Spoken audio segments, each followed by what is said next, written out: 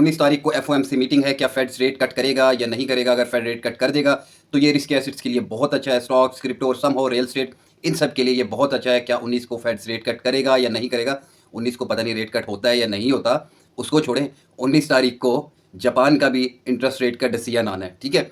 और जापान में जिस तरीके से चीज़ें चल रही हैं और जिस तरीके से इन्फ्लेशन है, खुदा ना खास्ता जापान में अगर रेट हाइक कर दिया ना तो काम ख़राब हो जाएगा, ठीक है। तो ज़्यादा खुश नहीं हुए, थोड़ा सा सब्र करके रखें, अपनी अपनी मेजरमेंट्स लेके रखें कि आपको कैसे डील करना है 19 को, ठीक है।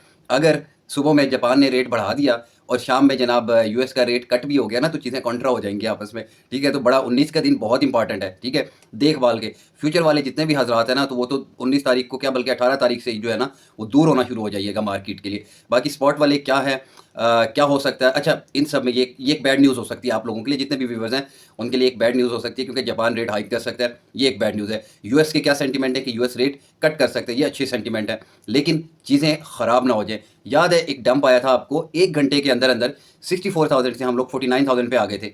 पता है वो क्या हुआ था, तब भी जापान ने अपना इंटरेस्ट रेट हाइक कर दिया था, ठीक है। और उसकी वजह क्या थी, लंबी हो जाएगी वीडियो, उसको छोड़े। तो जापान की न्यूज़ भी बहुत इंपैक्ट डाल सकती है, ठीक है, बहुत इंपैक्ट डाल सकती है, क्योंकि जापानीज़ करेंसी जो है ना वो हेज की गई है यूएस डॉलर में।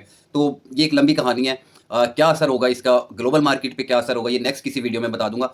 अब आ जाए स्पॉट ट्रेडर। स्पॉट ट्रेडर के लिए गुड न्यूज़ क्या है, ट्रंप यूएस डॉलर को क्यों क्रैश करवा रहा है, ट्रंप स्टॉक्स को भी क्रैश करवा रहा है, ट्रंप अब यूएस डॉलर को भी क्रैश करवा रहा है। क्यों करवा रहा है, इसकी क्या वजह, ये बुल रन पे कैसे, यानी आर्ट्स रैली स्पेशली उस पर ये कैसे इफेक्टिव हो सकता है, ठीक है। और फ़ायदेमंद भी है या नहीं है, ये उल्टा नुकसान तो नहीं है, ये कम से कम आर्ट्स रैली को लेके या बुल रन को लेके ये चीज़ नुकसानदेह है या फ़ायदेमंद है डॉलर का क्रैश होना। क्योंकि आप लोगों ने एक चीज़ सुनी है कि डॉलर नीचे आएगा तो क्रिप्टो ऊपर जाएगी, डॉलर नीचे आया क्रिप्टो ऊपर गई। सुनने में तो ऐसे ही लग रहा है कि ये एक अच्छी न्यूज़ है। तो चल के इसको ज़रा स्क्रीन पे समझते हैं, थोड़ा सा डिटेल में, वीडियो अगर लंबी हो जाए तो उसके लिए माजरत, लेकिन एक चीज़ की गारंटी दे सकता हूँ कि लर्निंग ज़रूर मिलेगी आपको इस वीडियो से, फंडामेंटल नॉलेज थोड़ा सा आपका स्ट्रांग हो जाएगा, तो टाइम वेस्ट नहीं जाएगा, रिग्रेट नहीं होगा। थोड़ा सा वीडियो को देख लीजिएगा एंड तक, मज़ा आएगा, बहुत ज़्यादा चीज़ें क्लियर होंगी, फंडामेंटल नॉलेज बहुत ज़्यादा इंक्रीज़ होगा। तो टाइम वेस्ट नहीं करते, जल्दी जल्दी चलते हैं कंप्यूटर स्क्रीन पर, वहाँ चल के समझते हैं कि आज का टॉपिक क्या है। जी welcome back to the computer screen. और इस वक्त हम मौजूद हैं डॉलर के चार्ट पे, DXY पे। हमारी लास्ट टाइम डॉलर के चार्ट पे मुलाकात हुई थी यहाँ पे, कहीं पे इस जगह पे, ठीक है। और यहाँ से आपको बताया गया था कि जनाब ये यहाँ से राइट शोल्डर बनाएगा और ये ऑल द वे नीचे यहाँ तक आएगा। प्राइस एक्शन स्ट्रेटजी को मैं फॉलो करता हूँ, मैं यहाँ पे हेड एंड शोल्डर बनता हुआ देख रहा हूँ, डॉलर को क्रैश होता देख रहा हूँ। वजह क्या थी, वजह उसके पीछे ऑब्वियसली फंडामेंटल्स, ठीक है। क्यों, क्योंकि मैं एक फंडामेंटल जो समझ लें कि फंडामेंटल स्पेशलिस्ट हूँ, ठीक है। फंडामेंटली देखता हूँ मार्केट को और टेक्निकल्स को एंड में लेके आता हूँ मैं, ठीक है। क्यों, क्योंकि फंडामेंटल इवेंट्स पहले होंगे और टेक्निकल बाद में वर्क करेगा, वरना मुझे यार यहाँ पे कैसे पता था, ठीक है। चलें, सब पुराने मेंबर्स हैं, सबको पता है, यहाँ पे थे, यही बताया था कि राइट शोल्डर बनेगा और नीचे आएगा। मुझे कैसे पता था राइट शोल्डर बनेगा, यहाँ पे थोड़ी सी कैपिटुलेशन दिखाएगा और देन फिर ये नीचे आएगा। क्यों, क्योंकि फंडामेंटली भाई मैं देख रहा था कि ट्रंप एडमिनिस्ट्रेशन क्या मेजरमेंट्स ले रही है और ये डॉलर को क्यों क्रैश करने जा रहे हैं, ठीक है। ये सब मुझे पता था। चलें आज पढ़ लेते हैं, जो है थोड़ा सा डॉलर डॉलर कर लेते हैं आज हम लोग। डॉलर जो है जनाब ये इस सबसे पहले कि इसको क्रैश क्यों करने जा रहे हैं, ठीक है। और क्रैश से मतलब ये कि इसको डी वैल्यू क्यों करने जा रहे हैं, ठीक है। और ये स्ट्रॉन्ग क्यों है, ठीक है। दो चीज़ें होती है ना, एक जनाब ये स्ट्रॉन्ग क्यों है, ठीक है। इसको थोड़ा सा पढ़ लेते हैं यार, ये बड़ा मुश्किल होता है लिखना, ठीक है। और इसको वीक क्यों कर रहे हैं आप, ठीक है। इसको वीक क्यों कर रहे हैं या इसको डी वैल्यू क्यों कर रहे हैं, इसको डी वैल्यू क्यों कर रही है ट्रंप एडमिनिस्ट्रेशन। तो सबसे पहले पढ़ लेते हैं यहाँ पे जनाब डॉलर को। डॉलर स्ट्रॉन्ग क्यों, डॉलर स्ट्रॉन्ग इसलिए है कि भाई ये आपका ग्लोबल रिजर्व करेंसी है, राइट। ये ग्लोबल रिजर्व करेंसी है आपकी, और इसको क्यों ग्लोबल रिजर्व के तौर पे रखा गया, बनाया गया, क्या हिस्ट्री थी, क्या वजह है।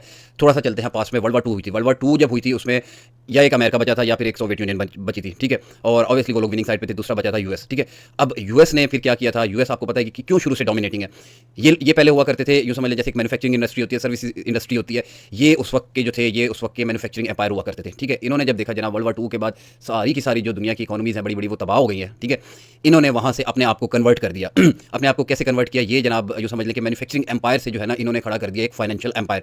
और इन्होंने जो है पूरी दुनिया को जो है वो फंडिंग देना शुरू कर दी, पूरी दुनिया को फंडिंग देना शुरू कर दी। ऑब्वियसली इनकी लोकल करेंसी क्या थी, इनकी लोकल करेंसी, इनकी फैट करेंसी थी डॉलर, ठीक है। इनकी फैट करेंसी थी डॉलर, ये इनकी यूएस की जो है फ़ियाट करेंसी थी डॉलर, ठीक है। तो इन्होंने डॉलर में जो है वो जनाब लोन्स देना शुरू कर दिए, कर्जे देना शुरू कर दिए, और जितनी भी जो है उस वक्त जो है यूँ समझ लें डेवलपिंग इकोनॉमीज़ थी ना, सारी की सारी बर्बाद हो गई थी। ग्रोइंग इकोनॉमी या डेवलपिंग इकोनॉमी थी, उन सबको जो है इन्होंने कर्जे देना शुरू कर दिए। ऐसा ऐसा ऐसा जो है वो पूरी जितना भी यूरोप था सारा का सारा, उनको ऐसी बातें वापस खड़ा होना था, ठीक है। और भी दुनिया के ऊपर, पूरी दुनिया के ऊपर उसका जो है वर्ल्ड वॉर 2 का इफेक्ट आया। तो उस कंडीशन में जो है ये लोग जो है ये एक बहुत बड़ा फाइनेंशियल एम्पायर बन गए थे ये लोग, और इन्होंने जनाब डॉलर को यूँ समझ लें कि फैला दिया पूरी दुनिया के अंदर। और तब से आज तक जो है ये ग्लोबल रिजर्व करेंसी माना गया है, बन चुका है, ठीक है। हर कंट्री के रिजर्व में जो है वो डॉलर ज़रूर होगा। डॉलर का जो है वो स्ट्रांग होना या डॉलर का वीक होना, वो वर्ल्ड जीडीपी में जितनी भी जो है वो कंट्रीज़ कंट्रीब्यूट करती हैं, सब पे उसका इफेक्ट होता है, और सबके ऑलमोस्ट रिजर्व में जो है वो डॉलर है, ठीक है। और जैसे जैसे वर्ल्ड जीडीपी ग्रो करेगी, ठीक है, जैसे जैसे वर्ल्ड जीडीपी ग्रो करेगी, थोड़ा सा यहाँ पे लिख लेते हैं, जैसे जैसे वर्ल्ड जीडीपी ग्रो करेगी, ठीक है, वैसे वैसे डॉलर जो है उसकी डिमांड बढ़ेगी, ठीक है। डॉलर जो है वो मज़ीद स्ट्रांग होगा, राइट। तो यहाँ इसको ऐसे कर लेते हैं, डॉलर जो है वो मज़ीद स्ट्रांग होगा। और सबसे बड़ा कंट्रीब्यूटर कौन है? सबसे बड़ा कंट्रीब्यूटर यूएस खुद है, ठीक है। सबसे बड़ा कंट्रीब्यूटर यूएस खुद है, और यूएस के लिए क्या है? यूएस के लिए उसकी ये फ़ियाट करेंसी है, ठीक है। तो वो और ज़्यादा उसकी डिमांड बढ़ेगी, और ज़्यादा स्ट्रांग होगा वो, राइट। तो थोड़ा सा इसको ऊपर कर लेते हैं।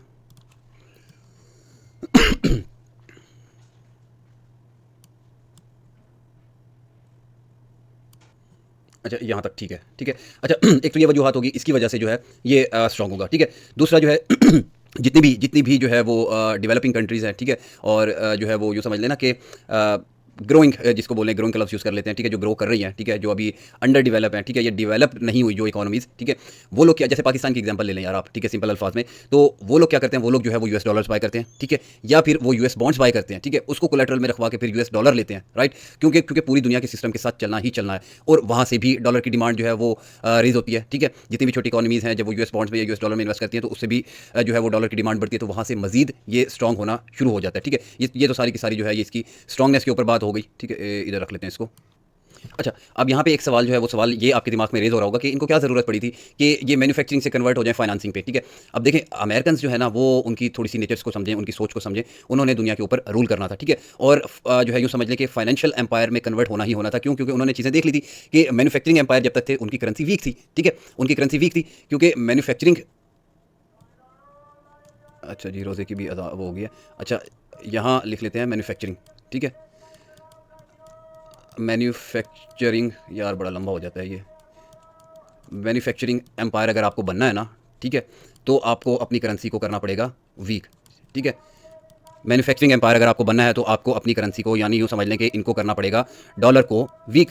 क्यों? क्योंकि जब आप एक मैन्युफैक्चरिंग एम्पायर हैं, ठीक है, मैन्युफैक्चरिंग एम्पायर हैं आप, तो जाहिर सी बात है आपको जो है वो अपनी जो भी आप मैन्युफैक्चर कर रहे हो, प्रोडक्ट कर रहे हो, वो दुनिया को बेचनी है, ठीक है, वो एक्सपोर्ट करनी है। वो जब आपको एक्सपोर्ट करनी है, यूएस को लेट्स सपोज एक्सपोर्ट करनी है, अब ये यूएस बनाता है लेट्स सपोज फुटबॉल, ठीक है, यूएस को अगर फुटबॉल एक्सपोर्ट करनी है और पाकिस्तान को फुटबॉल जो है वो इंपोर्ट करनी है, ठीक है, तो रुपये के जो है मुतरादिफ, ठीक है, रुपये के बदले डॉलर सस्ता होगा, डॉलर सस्ता होगा तो पाकिस्तान ज़्यादा फुटबॉल इंपोर्ट करेगा ना। अब डॉलर जब महंगा हो, अब मिसाल के तौर पे एक मिसाल देते हैं, कुछ टाइम पहले, कुछ माह पहले डॉलर चला गया था 315 रुपये पे, ठीक है, 315 पे चला गया था, तो सारी की सारी इंपोर्ट्स बंद हो गई थी।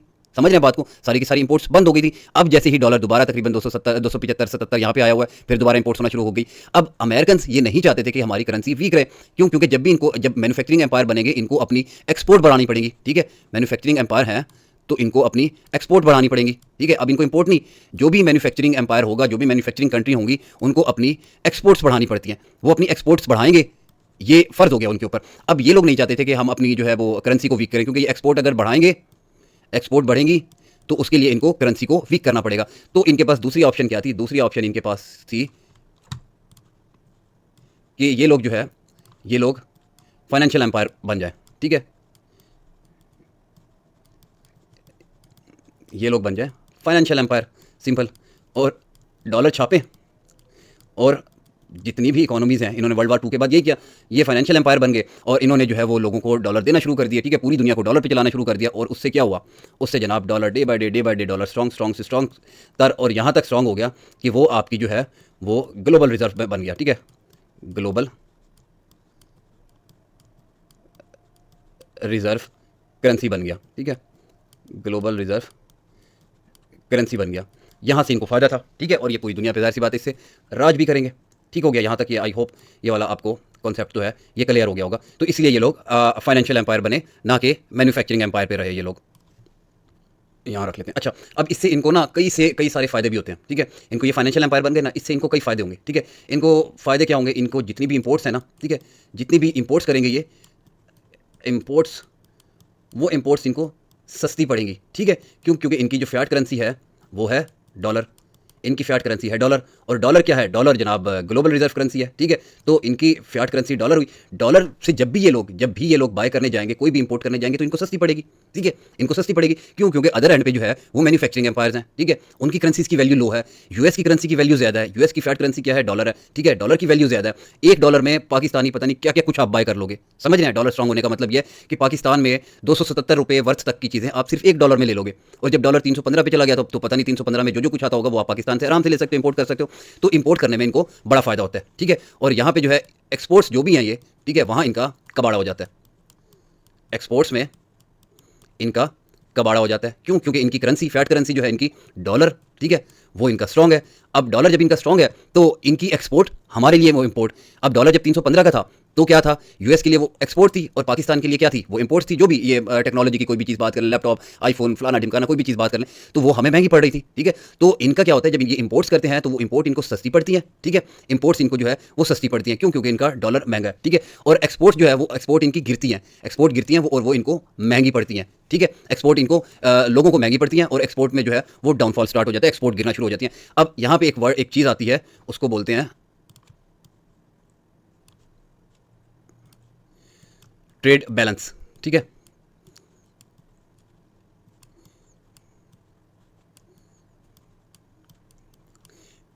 यहां पे एक चीज आ जाती है ट्रेड बैलेंस। ट्रेड बैलेंस में आपकी एक्सपोर्ट्स इक्वल टू इंपोर्ट्स होनी चाहिए, ठीक है। आपकी एक्सपोर्ट्स और इंपोर्ट्स आपकी बराबर होंगी तो आपका ट्रेड बैलेंस होगा। लेट्स सपोज इंपोर्ट जनाब आपकी ज़्यादा है, ठीक है, इंपोर्ट्स आपकी ज़्यादा है, यूएस की इंपोर्ट्स ऑब्वियसली ज़्यादा है। क्यों? क्योंकि उनकी फ़ियाट करेंसी स्ट्रॉन्ग है, उनका डॉलर स्ट्रॉन्ग है। एक्सपोर्ट उनकी कम है, क्यों? क्योंकि लोगों की करेंसी लो है, उनके लिए मतलब डॉलर स्ट्रॉन्ग है, ज़ाहिर सी बात है उनको यूएस से चीज़ें मंगवाना महंगी पड़ती हैं, ठीक है। तो यहाँ से क्या क्रिएट होगा, यूएस के लिए जो है वो एक नेगेटिव ट्रेड बैलेंस हो गया, या इसको बोलने के ये क्रिएट हो गया ट्रेड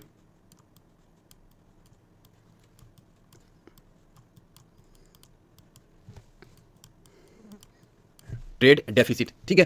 ट्रेड डेफिसिट क्रिएट हो गया। अब यहाँ पे मैं आपको पीछे लेके चलूँ, एक मैं डाटा दिखाता हूँ आपको। ये जनाब 6 तारीख का डाटा है, ठीक है। 6 तारीख का डाटा ये देखें, ये ट्रेड बैलेंस, ठीक है। ये ट्रेड बैलेंस देख रहे हैं। ट्रेड बैलेंस जो है प्रीवियस क्या था? 98.1 बिलियन। अच्छा, उसके बाद जनाब ये हो गया, एक्सपेक्टेशन थी कि ये 128.3 बिलियन तक जाएगा, 131.4 बिलियन पे चला गया, ठीक है। 131.4 बिलियन पे चला गया। ट्रेड बैलेंस नेगेटिव में चला गया, यानी ये ट्रेड डेफिसिट में चले गए यूएस वाले, ठीक है। ये ट्रेड डेफिसिट क्यों? क्योंकि एक्सपोर्ट कम है, इंपोर्ट ज़्यादा है। क्यों? क्योंकि डॉलर स्ट्रॉन्ग था। समझ आ गई यहाँ तक? अच्छा, अब नेक्स्ट क्या है कि डॉलर को जो है ये वीक क्यों कर रहे हैं, ठीक है। डॉलर को जो है ये वीक क्यों कर रहे हैं, यहाँ पे आ जाते हैं। डॉलर को वीक या डी वैल्यू क्यों कर रहे हैं, ठीक है।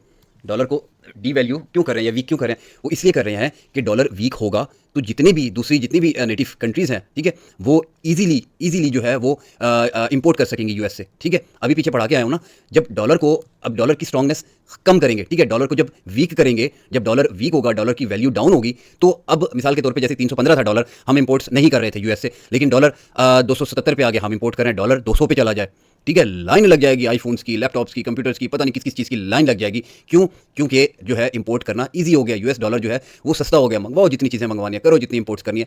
तो ट्रंप एडमिनिस्ट्रेशन ने एक्सपोर्ट्स को बढ़ाने के लिए, इसको ट्रेड डेफिसिट को कम करने के लिए, ठीक है, ये यूँ समझ लें जो तराजू है, तराजू का जो है भारी साइड कौन सी है? ये वाली, ठीक है। इंपोर्ट्स की साइड जो है भारी है, एक्सपोर्ट की साइड जो है वो ऊपर है, ठीक है, वो जनाब लाइट वेट है। इसको बैलेंस करने के लिए इन्होंने एक्सपोर्ट को बढ़ाने के लिए अब डॉलर को करना शुरू कर दिया है वीक, ठीक है। डॉलर को क्रैश करवा रहे हैं ताकि हमारी एक्सपोर्ट्स ज़्यादा से ज़्यादा बढ़ें और इंपोर्ट्स जो है वो हमारी कम हो। अच्छा, अब इंपोर्ट कम कैसे होंगी? जाहिर सी बात है, अब पहले इनका डॉलर स्ट्रॉन्ग था, ठीक है। $1 के अंदर पाकिस्तान से 315 रुपये तक की कोई भी चीज़ खरीद सकते थे। अब $1 में सिर्फ 200 रुपये के एवज चीज़ें मिल रही हैं, ठीक है। यानी पहले जो था मिसाल के तौर पे एक रुपये का एक खजूर है, ठीक है, $1 है, तो $1 में 315 खजूर मिल रहे थे इनको, अब $1 में इनको मिल रहे हैं 200 खजूर, ठीक है। डॉलर डिवैल्यू करने से इनको इंपोर्ट्स जो है, यूँ समझ लें इंपोर्ट्स जो है वो इनको महंगी पड़ रही है अब, ठीक है, इनको इंपोर्ट्स महंगी पड़ रही हैं, तो इंपोर्ट्स में भी कमी आएगी, इंपोर्ट्स में कमी आएगी क्योंकि ज़्यादा अब यूँ समझ लें कि 315 खजूर लेने के लिए ना तो इनको जो है वो कितने मेरे ख्याल से जो है वो 1 पॉइंट कुछ और कुछ नहीं तो 1.15 तकरीबन इस तरह से कर दिमाग नहीं काम कर रहा, इतना चीज़ें वो मिक्सअप हो गए। तो यूँ समझ लें कि लगभग जो है ना वो कोई $2.25 देना पड़ेगा, ठीक है, 1.5 से $2.25 देना पड़ेगा 315 खजूर लेने के लिए, जो कि पहले सिर्फ $1 में आ रहे थे। तो इंपोर्ट्स भी अब महंगी हो गई हैं, डॉलर जब डिवैल्यू हुआ तो यहाँ से इंपोर्ट्स में कमी आएगी और एक्सपोर्ट्स जो है वो बढ़ेंगी, फिर ये जो है ट्रेड डेफिसिट ये कम हो जाएगा, ठीक है, ये नेगेटिव बैलेंस ये कम हो जाएगा, राइट। अब ये अगर ट्रेड डेफिसिट बढ़ता रहे तो इससे क्या मसले मसाइल होते हैं वो मैं आपको बताता हूँ, एक सेकंड रुकिएगा। अच्छा यहाँ पे ठीक है, अच्छा अब जनाब यहाँ पे क्या सीन है, अगर डेफिसिट ये बढ़ता रहेगा, ठीक है, तो ग्लोबल क्रेडिट रिस्क क्रिएट हो जाएगा, ठीक है। क्यों? क्योंकि ये ग्लोबल रिजर्व करेंसी है तो ग्लोबल क्रेडिट रिस्क क्रिएट होना शुरू हो जाएगा और लोगों का जो है जितनी भी इकोनॉमीज हैं या पूरी दुनिया का यूँ समझ लें क्योंकि ग्लोबल रिजर्व करेंसी है ऑब्वियसली, तो एक डिसबिलीव होना शुरू हो जाएगा कि यार ये अपना जो है वो ट्रेड बैलेंस जो है वो मैनेज नहीं कर पा रहे, खुद ट्रेड डेफिसिट में जा रहे हैं, तो ये दुनिया को क्या चलाएंगे, ठीक है। तो उसको जो है वो यूँ समझ लें कि आपका क्या कहते हैं जनाब ग्लोबल रिजर्व करेंसी वहाँ से फिर हटा के मुकाबले में देखें अभी कोई वैसे इतनी कोई करेंसी इतनी कोई स्ट्रॉन्ग है नहीं डॉलर के एवज, जैसे यूरो हो गया, ठीक है, या यूरो थोड़ा सा करीब करीब आता है, या उसके बाद जो है वो चाइनीज़ येन है, लेकिन इतना नहीं है कि उसको जो है ग्लोबल रिजर्व करेंसी बनाया जाए। बहुत सारी उसके अंदर जो है वो मुश्किलात का सामना करना पड़ेगा, ठीक है। चाइना को जो है वो यूरोप वाले नहीं मानेंगे, ठीक है, यूरोप को वालों को जो है वो चाइनीज़ नहीं मानेंगे, तो बहुत मसले शुरू हो जाएंगे। सबका इत्तेफाक जो है ना वो इस वक्त डॉलर पे है, तो बहुत ज़्यादा खतरात लाक हो जाएंगे अगर ये जो ट्रेड डेफिसिट है, ठीक है, ये कवर ना हुआ तो, ठीक है। तो लोगों का जो है ना वो डॉलर पे से बिलीव उठ जाएगा, वो एकदम से कुछ तो ये खुद डिवैल्यू कर रहे हैं ना, ठीक है, ताकि ये इसको बैलेंस कर सकें, नहीं तो ऑटोमेटिक डिवैल्यू हो जाएगा, समझ रहे हैं, और ट्रेड डेफिसिट और बहुत ज़्यादा बढ़ना शुरू हो जाएगा। तो इनको जो है ना ट्रंप एडमिनिस्ट्रेशन को थोड़ा सा हल्के हाथों में ले लिया आपने और हमने। ये क्या करेंगे, ये अपना जो है ये वाली जो चीज़ हम अभी ऊपर पढ़ के आए हैं ना, ठीक है, ये जो चीज़ ऊपर पढ़ के आए हैं ये फाइनेंशियल एम्पायर और अपना थोड़ा सा दबदबा भी बना के रखेंगे, ठीक है, दूसरी करेंसीज से थोड़ा सा एज भी लेके रखेंगे, ठीक है, यूरो वगैरह से यान वगैरह से उनसे थोड़ा सा एज भी लेके रखेंगे और एक हद तक इसको डीवैल्यू करेंगे, ठीक है, ताकि ये चीज़ें बैलेंस में आ जाएँ, ठीक है, ये चीज़ें बैलेंस में आ जाएँ। और क्या पता आगे चल के जो है जनाब आपका बिटकॉइन एक ऑप्शन बन सकता है, ठीक है, जी हाँ, बिटकॉइन एक ऑप्शन बन सकता है कि इसको ग्लोबल रिजर्व करेंसी बना लिया जाए। अच्छा ये आगे ये कबल वक्त हो जाएगा, मेरा ये कहना कि डॉलर को खुद से वीक करवाया जा रहा है, ठीक है, डॉलर को खुद से वीक करवाया जा रहा है कि पूरी दुनिया में जनाब वहाँ से जो है वो अच्छा येन का सिंपल ऐसे ही होगा ना, ठीक है, ऐसे ही समथिंग इस तरह करके कुछ है, ये एक्स बन गया, बहरहाल येन समझिएगा से, वहाँ से येन मुकाबले में आ जाए डॉलर के, ठीक है, और वहाँ से जनाब यूरो डॉलर के मुकाबले में आ जाए, यूरो कैसे बनेगा ना, ठीक है, यूरो मुकाबले में आ जाए डॉलर के, जनाब हमें ग्लोबल रिजर्व करेंसी बनाओ, उसके बाद येन कहेगा हमें बनाओ, ये जनाब पूरी दुनिया पे राज करते हैं, ये कहते हैं ऐसे कैसे होगा, क्या पता एक टाइम ऐसा आए डिसेंट्रलाइजेशन पे चले जाएं, ठीक है, सबका इत्तेफाक जो है वो बीटीसी पे हो जाए, ऐसा हो सकता है ना, ऐसा पॉसिबल है, ठीक है, ऐसा हो सकता है फ्यूचर में। तो अभी आप सब खुश भी हो जाएंगे, ठीक है, लेकिन बड़ा टाइम पड़ा इन्हें, बड़ा टाइम पड़ा है, ठीक है। अच्छा जी आगे चलते हैं, ठीक है, दो टॉपिक यहाँ पे हो गए, दो टॉपिक हो गए, एक आपका ट्रेड बैलेंस, ठीक है, या बैलेंस ऑफ ट्रेड भी कहते हैं इसको, ट्रेड बैलेंस, और दूसरा आपका डॉलर, ठीक है। ये दो चीज़ें आपकी अभी तक चल रही हैं, इनको किस तरीके से कोरिलेट किया ये तो अभी तक आपने पढ़ लिया, ठीक है। उसके बाद इसमें कॉजेज़ भी आपको मैंने बता दी कि ट्रेड डेफिसिट की कॉजेज़ क्या होती हैं, और ये सब कुछ बता दिया, डॉलर वीक और स्ट्रॉन्ग किस तरीके से होता है, इसको आगे लेके चलते हैं, इसका कनेक्शन जो है वो फिर आपके बुल रन के साथ बनाना शुरू करते हैं, ठीक है, आपके बुल रन के साथ ये सारे कनेक्शन बनाना शुरू करते हैं। थोड़ा सा वीडियो और लंबी हो जाएगी लेकिन एंड तक देख लीजिएगा, मज़ा आएगा, यकीन करें, ठीक है, पैसे वसूल वीडियो। और किसी को अभी भी ट्रेड डेफिसिट की कॉजेज़ नहीं पता तो यहाँ पे फिर दोबारा जो है वो पॉइंट आउट कर देता हूँ, स्पेसिफिकली यहाँ से समझ लीजिएगा, यहाँ से आपको समझ आ जाएंगी कि ट्रेड डेफिसिट की। अब एक चीज़ आपको बताई कि जब भी कभी आपकी इंपोर्ट्स ज़्यादा होंगी, ठीक है, आपकी इंपोर्ट्स ज़्यादा होंगी तो यहाँ पे लिख लेते हैं, आपकी इंपोर्ट्स ज़्यादा होंगी और एक्सपोर्ट्स कम होंगी, ठीक है, एक्सपोर्ट्स कम होंगी, उससे ट्रेड डेफिसिट होगा, ठीक है। उसके बाद अगर आपकी करेंसी स्ट्रांग होगी, ठीक है, आपकी करेंसी अगर स्ट्रांग होगी, एक ये करेंसी वाला फैक्टर भी आएगा, अगर आपकी करेंसी स्ट्रांग है, ठीक है, करेंसी आपकी स्ट्रांग है। अब करेंसी अगर आपकी स्ट्रांग है जाहिर सी बात है फिर आप एक यूँ समझ लें कि फाइनेंशियल एम्पायर हैं आप, ठीक है, तो आप जो है वो मैन्युफैक्चरिंग एम्पायर नहीं है, आपकी करेंसी स्ट्रांग है तो इसका मतलब है कि आपकी दूसरे एंड पे जो है वो आपकी एक्सपोर्ट्स वीक होंगी, ठीक है ना, आपकी एक्सपोर्ट उससे वीक हो जाएंगी, आपकी इंपोर्ट बढ़ना शुरू हो जाएंगी, राइट, ये भी पीछे सारा का सारा समझा के हैं, तो ये भी एक वजह बनेगी आपके ट्रेड डेफिसिट की, ठीक हो गया। तीसरी वजह एक ये हो सकती है इसकी, ठीक है, कि आपकी जो है वो प्रोडक्शन कैपेसिटी,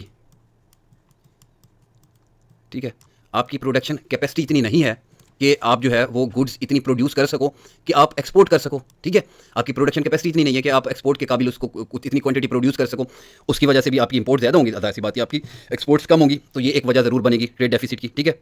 अच्छा, अब एक नेक्स्ट इसके अंदर क्या हो सकता है, नेक्स्ट हो सकता है आपका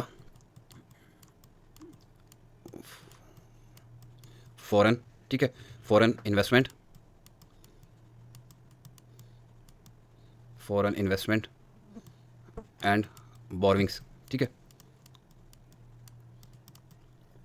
फॉरेन इन्वेस्टमेंट एंड बोरोविंग, इसको समझ लीजिएगा। अब देखें यूएस स्टॉक्स हो गए, S&P 500, नेस्डैक हो गया, और उसके बाद जनाब मतलब पूरी स्टॉक एक्सचेंज की, यूएस स्टॉक एक्सचेंज की बात कर लें, पूरी की पूरी दुनिया जो है यहाँ पे इन्वेस्ट करती है। जब जाहिर सी बात है फॉरेन इन्वेस्टमेंट आएगी, तो फॉरेन जब भी कोई फॉरेन इन्वेस्टमेंट आएगी तो क्या होगा, फॉरेन इन्वेस्टमेंट आने से कैपिटल इनफ्लो होगा, ठीक है, फॉरेन इन्वेस्टमेंट जब भी आएगी, ठीक है, कैपिटल इनफ्लो होगा, कैपिटल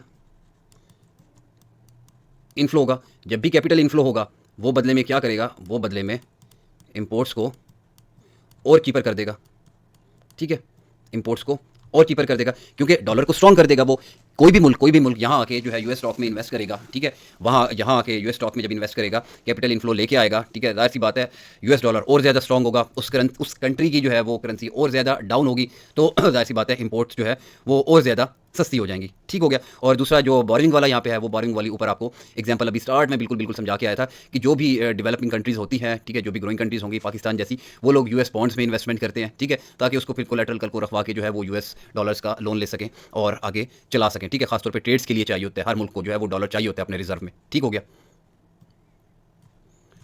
अच्छा, बाकी जो है आपके काम की क्या है, एक और पढ़ लेना इसको, ठीक है, वैसे तो बहुत सारी होती हैं यहाँ पे, इसको जनाब एक लास्ट कर लेते हैं और इसको फिर जो है वो एंड करते हैं, ठीक है यार, लिखा ऐसे ही जा रहा है, बस इसको समझ लीजिएगा, पढ़ लीजिएगा, ठीक है। उसके बाद जो है वो ट्रेड पॉलिसीज़, ठीक है, ट्रेड पॉलिसीज़ जो है वो इसको और इफेक्ट करेंगी, ठीक हो गया। जैसे कि अभी बात कर लेते हैं जो टैरिफ लगे, ठीक है, टैरिफ्स की बात कर लेते हैं यहाँ पे, टैरिफ लगे, ठीक है, अभी यूँ समझ लें कि यूएस ने नहीं लगाया, यहाँ तक रखें ज़रा ना, ठीक है, कि यूएस ने नहीं लगाया, तो चाइना ने टैरिफ लगा दिया, ठीक है, उसके बाद जनाब अल्लाह आपका भला करे जो कनाडा ने लगा दिया, ठीक है, उसके बाद जो है वो रशिया ने लगा दिया, सब ने जनाब टैरिफ लगा दिए। अब एक्सपोर्ट कहाँ करेंगे, ठीक है, कहाँ एक्सपोर्ट करेंगे, हर जगह तो लगे होंगे टैरिफ, समझ रहे हैं, हर जगह तो लगे हुए टैरिफ, किधर एक्सपोर्ट करेंगे, तो उस वजह से भी एक्सपोर्ट कम होगी, इंपोर्ट ज़्यादा हो जाएंगी, समझ रहे हैं बात को, नहीं समझे, कन्फ्यूज़ हो गए, थोड़ा सा मैं समझा देता हूँ। देखें, चाइना ने, रशिया ने, हर कंट्री ने जो है वो टैरिफ लगाया हुआ है, ठीक है, अपने कंट्री में टैरिफ लगाया हुआ है कि यहाँ से अगर इंपोर्ट करोगे ना, ठीक है, तो तुम्हें इतना इतना जो है वो टैक्स देना पड़ेगा। अब यूएस कैसे एक्सपोर्ट करेगा उन्हें, ठीक है, यूएस जब भी एक्सपोर्ट करेगा और चाइना के लोग जब इंपोर्ट करेंगे यूएस की चीज़ें, तो उन्हें उन पर टैक्स देना पड़ेगा, समझ रहे हैं बात को, चाइनीज़ को अमेरिकन प्रोडक्ट पर टैक्स देना पड़ेगा, चाइनीज़ गवर्नमेंट को टैक्स देना पड़ेगा, तो वो नहीं जाएंगे, वो नहीं करेंगे इंपोर्ट, ठीक है, यानी यूएस की जो प्रोडक्ट थी इंपोर्ट करनी थी उनके लिए, चाइनीज़ के लिए इंपोर्ट थी,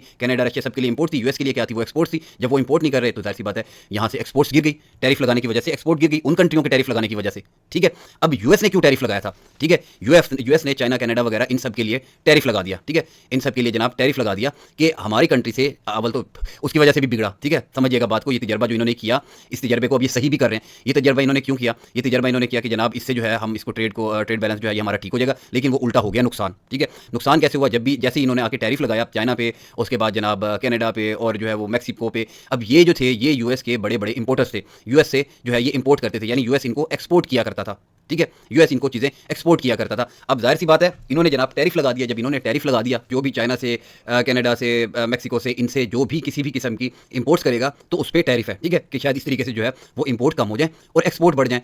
इन्होंने अपनी जान में टैरिफ ठीक लगाया, इन्होंने अपनी जान में ठीक लगा कि यार इससे जो है वो हमारी इंपोर्ट्स में कमी आएगी और एक्सपोर्ट बढ़ जाएगी, ठीक है, एक्सपोर्ट बढ़ जाएगी। लेकिन ये काम इनको करने थे एक साथ, यहाँ से टैरिफ लगाते अपनी इंपोर्ट्स पे और वहाँ से यूएस डॉलर को भी जो है थोड़ा सा उसको डीवैल्यू करना शुरू करते, ठीक है। अब उन्होंने क्या किया, जब इन्होंने टैरिफ लगाए वहाँ से उन कंट्रियों ने भी लगा दिए, अब एक्सपोर्ट किसको करें, दोनों तरफ से टैरिफ लगे। जैसे वो लोग यानी अब चाइना वगैरह कनाडा वगैरह से जो भी यूएस के इंपोर्टर्स जो हैं यूएस में बैठ के इंपोर्ट करेंगे तो उनको यूएस गवर्नमेंट को जो है वो टैक्स देना पड़ेगा। अब उनकी इंपोर्ट्स कम हो गई, ठीक है, उनकी इंपोर्ट्स कम हो गई, लेकिन अब बदले में क्या हुआ, जो यहाँ से एक्सपोर्ट्स जानी थी दूसरे कंट्रियों में उधर भी टैरिफ लगे हुए हैं। जो वहाँ के इंपोर्टर हैं, चाइना जो था यूएस की जो चीज़ें खरीदता था, चाइनीज़ ने भी टैरिफ लगा दिया, ठीक है, कि जो यूएस से खरीदेगा वो जनाब इधर भी टैक्स देगा। तो वहाँ पे अब वो भी इंपोर्टर्स वहाँ के भी बैठे हैं, यूएस की प्रोडक्ट नहीं इंपोर्ट कर सकते, तो जाहिर सी बात है यूएस की प्रोडक्ट जो है वो एक्सपोर्ट भी नहीं हो रही, दोनों तरफ से टैरिफ लग गए। तो ये तो है अभी ये ट्रेड वॉर चल रही है, ठीक है, ये ट्रेड वॉर चल रही है। अब इसका क्या नतीजा निकलता है, अब लामोहल्ला इनको या तो जो है वो अपने टैरिफ जो है उनकी निस्बत कम करने पड़ेंगे, ठीक है, तब ये काम चलेगा, या अदरवाइज ये टैरिफ हट जाएंगे, ठीक है, ये टैरिफ हट जाएंगे और करेंसी को जो है असल में ना मेजरमेंट साथ साथ लेने चाहिए थे। जाहिर सी बात है नई नई हुकूमत आई है, ठीक है, वो चीज़ें एक साथ हुई नहीं, वो चीज़ें जो है वो इनके गले पड़ गई, ठीक है। और ये तो आपको यहाँ तक समझ आ गया होगा कि ये वजूहत जो है ये ट्रेड डेफिसिट क्रिएट करती हैं, ठीक है, और ये ट्रेड पॉलिसी ये भी सारा कुछ आ गया। अब इससे पहले कि आप लोग कन्फ्यूज़ हों, ठीक है, थोड़ा सा जो है वो नेक्स्ट टॉपिक पे चलते हैं और जल्दी जल्दी से जो है इसको रैप अप करने की मैं कोशिश करता हूँ। अच्छा, अब आ जाते हैं इसके इफेक्ट्स पे, ठीक है, इसके इफ़ेक्ट्स पे आ जाते हैं कि ट्रेड डेफिसिट्स जो है इसके इफ़ेक्ट्स क्या होंगे।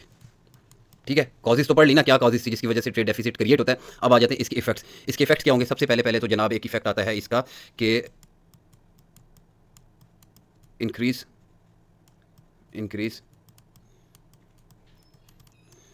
फॉरेन डेप्ट। ठीक है, पता नहीं आपको समझ आएगा कि नहीं आएगा, बहरहाल समझ लीजिएगा।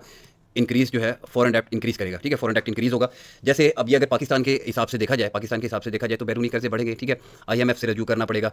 ठीक हो गया ना, क्यों? क्योंकि ट्रेड करनी है डॉलर में, जाहिर सी बात है ट्रेड डॉलर में करनी है। डॉलर है नहीं, जब डॉलर है नहीं तो डॉलर जो है वो IMF के पास जाना पड़ेगा, कर्जे लेने पड़ेंगे डॉलर में, राइट। तो फॉरेन डेट जो है वो इंक्रीज़ होगा, बैरूनी कर्जा जो है वो इंक्रीज़ होगा। ठीक है, IMF का बर्डन बढ़ेगा। अब ये US के हिसाब से अगर ले लें, ठीक है, तो US गवर्नमेंट क्या करेगी? US गवर्नमेंट भी जो है वो बोरो करेगी। ठीक है, वो कहाँ से बोरो करेगी? वो अपने रिजर्व बैंक से बोरो करेगी। ठीक हो गया। अच्छा, इसको आगे चल के ना मैं यहाँ पे लगा रहा हूँ क्रॉस, इसको आगे चल के लिंक करूँगा मैं।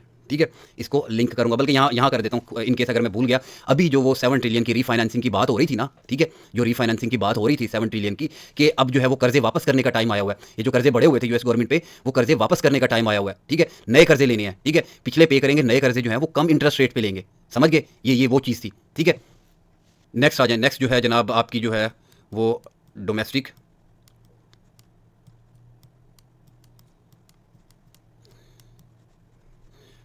आपकी जो इंडस्ट्री है वो वीक होगी। ठीक है, वो वीक होगी क्योंकि एक्सपोर्ट ही नहीं हो रही ना, एक्सपोर्ट नहीं हो रही, तो जाहिर सी बात है वो आपकी वीक होना शुरू हो जाएगी। ये इफेक्ट आना शुरू हो जाएंगे। ठीक है, उसके बाद जो है आपकी जो करेंसी है उसका डाउनफॉल शुरू हो जाएगा। ठीक है, ये सारी चीज़ें भी लिंक करके आऊँ। ये कुछ इफेक्ट्स हैं जो हो सकते हैं ट्रेड डेफिसिट की वजह से। ठीक है, ये सारा कुछ यहाँ तक तो आपको मेरे ख्याल से ईच एंड एवरीथिंग यहाँ पे आपको क्लियर हो गई होगी। अब थोड़ा सा आगे चल लेते हैं, थोड़े से जो है वो आ जाते हैं फिगर्स पे। ठीक है, फिगर्स पे आ जाते हैं। 2024 में क्या हुआ? 2024 में ऑलमोस्ट जो है वो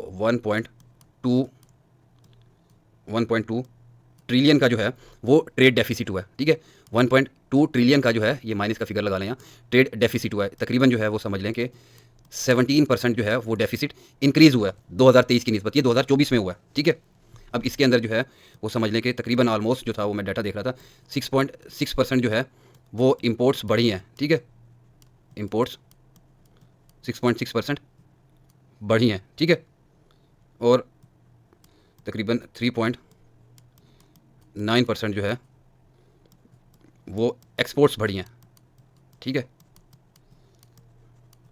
एक्सपोर्ट्स बढ़ी हैं। तो ये जो बीच का गैप है, ठीक है, ये जो अगर ये भी 6.6% बढ़ती तो ये ट्रेड बैलेंस रहता। ठीक है, तो ये बीच का जो गैप है ये ट्रेड डेफिसिट है। ठीक हो गया। और ये जो है यूँ समझ लें तकरीबन जो है ये 2024 तक का जो था ये था 119.8 बिलियन।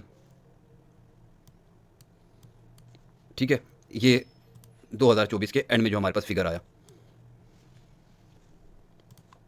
उसके बाद आ जाए 2025 में। ठीक है, 2025 में आ जाए उसके बाद ये फिगर जो था ये जनाब बढ़ के चला गया, यहाँ डॉलर का साइन लगा लें, 131.4 बिलियन डॉलर पे ये चला गया। जैसे जैसे जो है ये आपका ट्रेड डेफिसिट ये बढ़ना शुरू हुआ ना, चीज़ें ख़राब होना शुरू हुई। ठीक है, और आपकी जो है यूँ समझ लें 10% जो है वो इंपोर्ट्स आपकी 10% जो है वो और बढ़ गई। ठीक है, और उसका अगर फिगर बताऊं तो आपको तकरीबन यूँ समझ लें कि $401.2 बिलियन से जो है वो आपकी जो है वो इंपोर्ट्स बढ़ गई। उसकी वजह क्या थी? उसकी वजह थी सिर्फ और सिर्फ टैरिफ। ये मैंने अपनी पिछली वीडियो में भी बताया था, टैरिफ लगाने से एक्सपोर्ट बढ़ाने की बजाय जो है ना बढ़ानी थी एक्सपोर्ट। ठीक है, बदले में बढ़ इंपोर्ट गई। ठीक है, ये अभी पीछे डिस्कस करके आए हैं, कहाँ चला गया, इतनी सारी चीज़ें पढ़ के आए हैं। बहरहाल पता नहीं किधर जो है वो, हाँ, ट्रेड पॉलिसीज़ की जब बात हो रही थी ना, टैरिफ्स की जब हम बात कर रहे थे, तो यहाँ पे हम बात कर रहे थे, एग्जांपल ले रहे थे कि ट्रंप ने टैरिफ इसलिए लगाए थे कि जो अमेरिका के इंपोर्टर्स जो है ना वो अब इंपोर्ट कम कर देंगे, क्योंकि उनको जो है अमेरिकन गवर्नमेंट को टैक्स देना पड़ेगा और एक्सपोर्ट्स बढ़ जाएंगे। ठीक है, वहाँ से जो है बदले में उधर से भी टैरिफ आना शुरू हो गए, तो इसलिए एक्सपोर्ट भी गिर गई। ठीक है, लेकिन इंपोर्ट पे मजे की बात ये कि इंपोर्ट पे टैरिफ लगाने के बाद भी फर्क नहीं आया। ठीक है, इंपोर्ट उनकी स्टिल बढ़ना शुरू हो गई, बल्कि 10% और बढ़ गई थी। ठीक है, जिसकी वजह से एकदम ये जो पिछला डाटा आया था ना 6 मार्च को हमारे पास, तो इसमें ट्रेड डेफिसिट और ज़्यादा ऊपर चला गया। ठीक है, क्यों? वजह क्यों बनी कि इंपोर्ट जो है वो उतनी रही। ठीक है, इंपोर्ट में जो है वो बल्कि थोड़ा सा और इंक्रीज आया और एक्सपोर्ट बदले में गिर गई, क्योंकि दूसरी तरफ से टैरिफ लगना शुरू हो गए थे। तो ये 131.4 बिलियन का इसीलिए डेफिसिट क्रिएट हो गया था ये। अब इन्होंने जनाब वो ट्रंप एडमिनिस्ट्रेशन जितनी भी है इन्होंने निकाली लिस्ट। ठीक है, कि ये किस किस मुल्क की वजह से जो है हमारा ट्रेड डेफिसिट आ रहा है। ठीक है, अब उसमें जितने भी मुल्क आते हैं जनाब, ये जिस तरह से हो गया, चाइना हो गया, मैक्सिको हो गया। ठीक है, चाइना, ठीक है, मैक्सिको, ठीक है। उसके बाद जो है फिर आपका और क्या थे यार इसके अंदर, कनाडा था जितने मुझे याद हैं, ठीक है, ठीक है, ये था। उसके बाद जनाब मेरे ख्याल साउथ कोरिया भी था, जापान भी था, ठीक है, क्योंकि इसके साथ इनकी ज़्यादातर ट्रेड हो रही होती है ना, साउथ कोरिया भी था आई थिंक, ठीक है। तो इन्होंने जनाब ये टैरिफ की इसीलिए इन कंट्रीज़ के ऊपर लेके आए थे, ठीक है, क्योंकि इन कंट्रीज़ की वजह से ना इनसे इंपोर्ट ज़्यादा और एक्सपोर्ट इनसे कम है। ज़्यादातर जो है वो यूएस की इंपोर्ट्स इन कंट्रीज़ से हो रही है, इसीलिए इनके ऊपर टैरिफ लगाए गए थे। और ये लोग भी ज़्यादातर यूएस से इंपोर्ट कर रहे हैं, ठीक है, यूएस एक्सपोर्ट भी इनको कर रहा है, समझ रहे हैं। तो मसला सारा ख़राब यहाँ से हो गया कि इन्होंने भी उठा के इनके ऊपर टैरिफ लगा दिया। अच्छा, अब इस तरीके से जब ये ट्रेड डेफिसिट कम नहीं हुआ तो जनाब ये ट्रंप एडमिनिस्ट्रेशन जो है इन्होंने फिर क्या किया, डॉलर को जो है वो डीवैल्यू करवाना शुरू कर दिया, ठीक है, डॉलर को जो है वो डीवैल्यू करवाना शुरू कर दिया, ताकि जनाब डॉलर डीवैल्यू होगा तो शायद इंपोर्ट्स जो है वो हमारी जो है वो कम हो जाए, ठीक है, वो हमारी इंपोर्ट्स कम हो जाए और हमारी जो है वो एक्सपोर्ट बढ़ जाए। अब डॉलर जब गिरेगा, डॉलर की वैल्यू कम हो जाएगी, 200 पे आ जाएगी, तो हम तो लाइन लगा देंगे आईफोन लैपटॉप्स की, वो जो एग्जांपल दिया है वो इसीलिए डॉलर को डीवैल्यू कर रहे हैं कि टैरिफ लगाने से तो काम नहीं बना, अब डॉलर को डीवैल्यू करो, उस तरीके से इंपोर्ट्स अपनी कम करो और एक्सपोर्ट्स बढ़ाओ, ठीक है। अब इसके चलते चलते डॉलर को डीवैल्यू कर रहे हैं, ठीक है, वहां से साथ से इन्होंने क्या काम शुरू किया, वो यूएस स्टॉक्स को भी क्रैश करवाया। इसकी वजह से भी कुछ ना कुछ इफेक्ट आया, जाहिर सी बात है, मार्केट पे इसके ट्रेड टैरिफ की वजह से। लेकिन आप लोग इन चीज़ों को नहीं समझेंगे, आप समझेंगे कि ये पैनिक है टैरिफ की वजह से, जनाब यूएस स्टॉक गिर गए, नहीं, यूएस स्टॉक से खुद पैसा निकाला जा रहा है, वो पैसा फेंका जा रहा है बॉन्ड में, ठीक है, और यूएस डॉलर को डीवैल्यू किया जा रहा है, ठीक है। अब यूएस डॉलर को डीवैल्यू कैसे करते हैं यहाँ पे, एक सेकेंड, अब आ जाते हैं दोबारा डॉलर के टॉपिक पे, ठीक है। डॉलर को डीवैल्यू कर रहे हैं, अब डीवैल्यू करने के लिए क्या मेजरमेंट्स लेनी पड़ रही हैं इनको, ठीक है, ये डॉलर डीवैल्यू कैसे होगा, ये टॉपिक समझ लीजिएगा, आखिरी टॉपिक है, ये लिंक करेगा आपके बुल रन से, ठीक है। अच्छा, अब आ जाए नंबर वन वजह क्या होगी इसकी, ठीक है। अब वो जो हमारा स्टॉक वाला टॉपिक है ना, स्टॉक वाले टॉपिक को भी आपने साथ साथ इसके कोरिलेट करना है, ठीक है।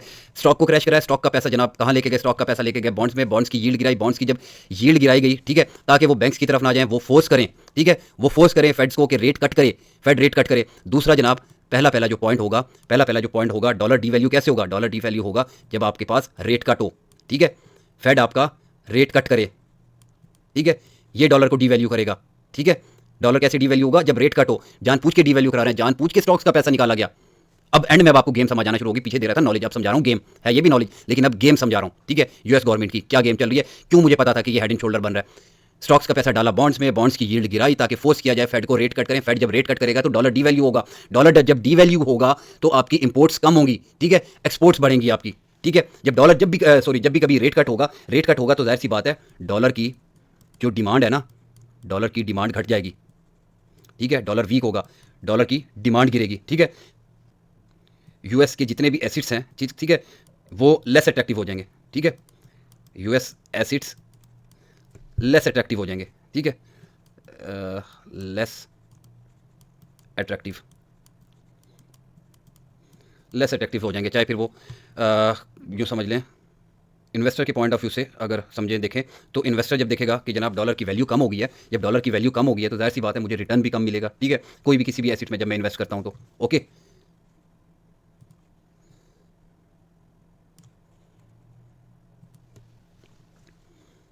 अब आ जाए नंबर टू जनाब आपका और हमारा फेवरेट टॉपिक, ठीक है, जिसको भर भर के कॉपी किया गया,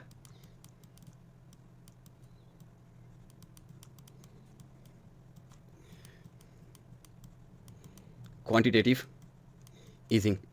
कैसे डीवैल्यू होगा, क्वांटिटेटिव ईजिंग करेंगे तो डीवैल्यू होगा, ठीक है। क्वांटिटेटिव ईजिंग में क्या होगा, मनी सप्लाई, ठीक है, मनी सप्लाई बढ़ेगी, मनी सप्लाई इंक्रीज की जाएगी, इंजेक्शंस लगाए जाएंगे, पैसे का इंजेक्शन लगाया जाएगा इकोनॉमी को, ठीक है। क्यूई जब होगी मनी सप्लाई होगी, और जब मनी सप्लाई होगी फिर आपकी फेड्स क्या करेगी, फेड्स जो है आपकी वो बाय करेगी क्या, आपकी जितनी भी गवर्नमेंट सिक्योरिटीज़ है, ठीक है, उसके बाद बॉन्ड्स हैं, ठीक है, उनको बाय करेंगी, ठीक है, मॉर्गेज बैक सिक्योरिटीज़ वगैरह वो भी इसमें आ जाएंगी, वो चीज़ें बाय करेंगी जो इफ़ेक्ट डालेगा किस पे, डॉलर के वीक होने पे, ठीक है। उसके बाद सप्लाई ज़्यादा हो जाएगी मार्केट में, समझ रहे हैं, किसी भी चीज़ की जब सप्लाई ज़्यादा हो जाती है तो उसकी डिमांड कम हो जाती है, डॉलर ही डॉलर होगा यूएस में, डॉलर ही डॉलर होगा, डॉलर की डिमांड कम हो जाएगी, डॉलर की वैल्यू डाउन हो जाएगी क्यूई करने से, ठीक है। उससे डॉलर जो है ये सारी चीज़ें पढ़ा रहा हूँ आपको कि डॉलर को कैसे वीक कर रहे हैं, क्यों, क्योंकि इंपोर्ट्स को घटाना है, एक्सपोर्ट को बढ़ाना है, राइट। अब हमें जब भी ये कंडीशन होगी, साथ साथ बताता जाता हूँ इसका लिंक हमारे बुल रन से कैसे है, ठीक है, हमारे बुल रन से कैसे है, जब भी रेट कट होगा, ठीक है, जब भी रेट कट होगा यहाँ से जो है यूएस एसिड्स की वैल्यू गिरेगी, ठीक है, रिस्की एसिड्स की वैल्यू बढ़ेगी, क्रिप्टो की, ठीक है, क्रिप्टो से कैसे लिंक है, ठीक है, क्रिप्टो की यहाँ इनको ज़्यादा रिटर्न दिखाई देगा, ठीक है, जब रेट कट होगा तो रिस्की एसिड्स जो है उनकी वैल्यू बढ़ जाएगी, ठीक है। अब जब क्यूई होगी, ठीक है। क्यों से क्या होगा, मनी फ्लो होगी। जब मनी फ्लो होगी तो वो मनी कहाँ जाएगी, वो मनी फ्लो जब होगी, वो पैसा जब वाफिर होगा, वो पैसा कहाँ जाएगा, वो पैसा क्रिप्टो में जाएगा वापस, ठीक है, क्रिप्टो में, स्टॉक्स में, ठीक है। हमें इससे ये बेनिफिट है। यूएस गवर्नमेंट क्या देख रही है, वो अपनी ट्रेड बैलेंस ऑफ ट्रेड बनाने के लिए, ठीक है, उसको जो है वो डेफिसिट को कम करना देख रही है। हम यहाँ क्या देख रहे हैं, हमारा फायदा क्या है, हमारा क्रिप्टो का बुल रन आ जाएगा इस चीज़ से, ठीक है। उसके बाद तीसरी चीज़ क्या होगी, तीसरी चीज़ जो डॉलर को वीक करेगी वो है हमारे पास फिस्कल पॉलिसी।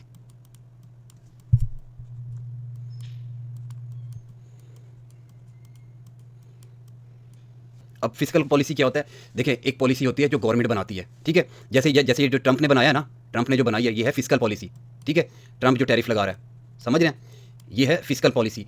और मॉनेटरी पॉलिसी क्या है, जो फेड्स लगा रही है, ठीक है। फेड अगर रेट कट करेगी वो मॉनेटरी पॉलिसी में आएगा, रेट हाइक करेगी वो मॉनेटरी पॉलिसी में आएगा, क्यूई करेगी वो मॉनेटरी पॉलिसी में आएगा, ठीक है।